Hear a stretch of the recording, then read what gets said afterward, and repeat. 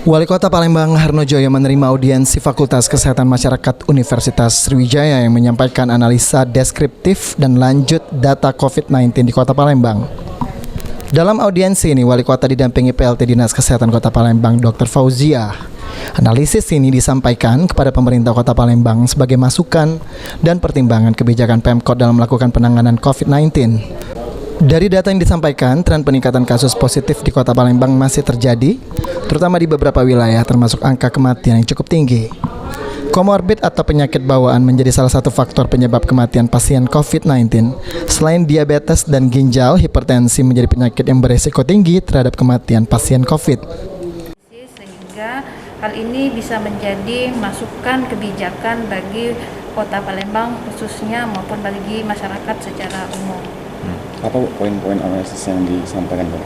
Ya, dari poin-poin analisis yang kami sampaikan antara lain ada beberapa wilayah yang menjadi fokus penyebaran kasus COVID dengan yang di data tersebut sudah didukung oleh fasilitas kesehatan. Maupun di situ yang penting lagi ada beberapa banyak kasus kematian karena COVID tersebut disertai oleh penyakit penyerta atau komorbid.